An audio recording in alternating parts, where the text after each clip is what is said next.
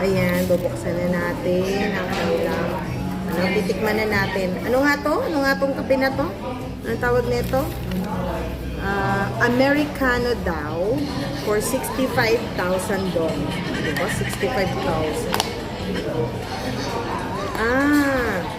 It's a coffee na meron siyang cream and lychee.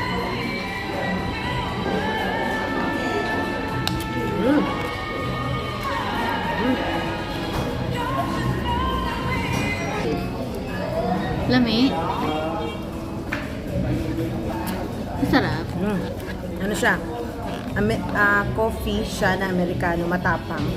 Na meron siyang konting sugar and parang may lychee. Ganun. Lychee or yung isa, yung peach ba yun? Or murag peach, may something like that.